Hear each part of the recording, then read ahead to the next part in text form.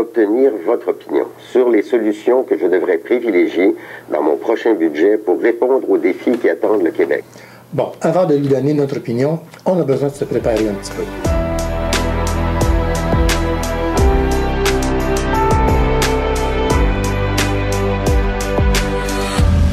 Bon, comment ça a commencé, ça, qu'on ait à payer des taxes et des impôts? Il y a longtemps, au Moyen-Âge, les paysans, les agriculteurs, ils devaient continuellement se défendre contre les pillards. Et à un moment donné, il y a des seigneurs qui leur ont dit, écoutez, si vous nous payez des redevances sur vos récoltes, on vous assure la sécurité, on va avoir des soldats qui vont vous protéger.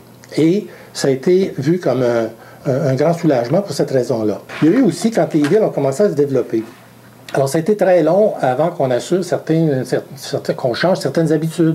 Par exemple, faire ses besoins naturels. Ça a été pendant très longtemps, les gens ont continué à faire leurs besoins dans la rue. À un moment donné, on s'est entendu pour dire, écoutez, il va falloir se cotiser, puis installer des égouts, puis faire en sorte que les rues soient un peu plus propres.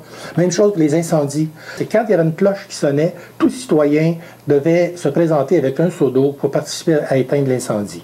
Alors, qu'est-ce que vous pensez qui arrivait? Des fois, il n'y avait pas assez de seaux, des fois, il n'y avait pas assez de monde, et la ville passait au feu. La ville de Québec est passée au feu comme ça plusieurs fois avant qu'on comprenne qu'il fallait qu'on se cotise pour avoir un service d'incendie. Et c'est seulement en 1866 que la Ville de Québec va finalement mettre sur pied un service d'incendie public payé avec les taxes des citoyens. Alors, au 20e siècle, après la Deuxième Guerre mondiale, on va mettre sur pied un État social, aussi appelé l'État-providence, pour éviter d'avoir à revivre la Grande Dépression des années 30. Mais au début des années 70, les milieux d'affaires ne voudront plus contribuer à financer cet État social. Ils vont dire, ça nous coûte trop cher et il faut mettre fin à ça. Deux politiciens, Ronald Reagan, Margaret Thatcher, qui ont mis ça de l'avant et qui ont été élus à peu près dans les mêmes années, 1979 dans le cas d'une, 1981 dans le cas de l'autre.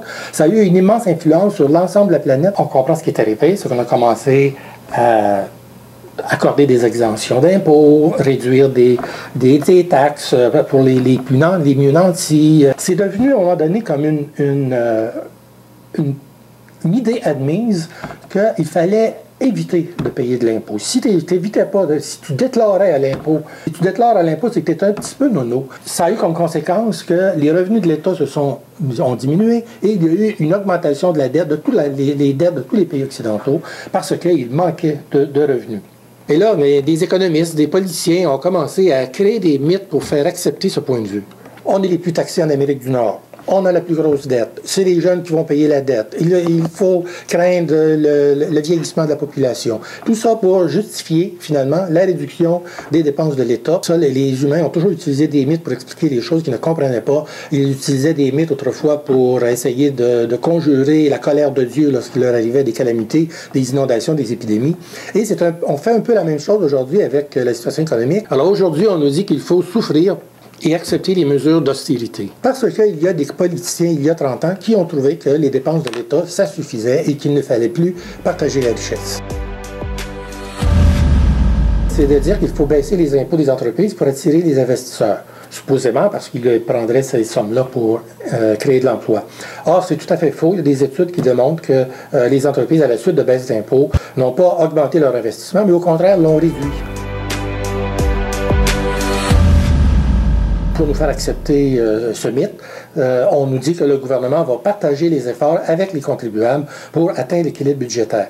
Or, c'est faux. C'est pas entre le gouvernement et les contribuables qu'il faut partager les efforts, mais c'est entre les mieux nantis et les moins nantis de notre société pour adopter ce qu'on appelle une fiscalité progressive, c'est-à-dire que chacun paye selon ses moyens. Alors, on a rassemblé quelques mythes dans cette petite brochure intitulée « La fiscalité, c'est politique » pour qu'on puisse commencer à comprendre quelque chose en économie, en fiscalité, et qu'on puisse surtout savoir quoi dire au ministre quand il dit qu'il veut nous consulter pour son prochain budget. Votre opinion m'aidera à prendre les bonnes décisions pour le Québec de demain. Ouais, mais son idée a l'air pas mal faite.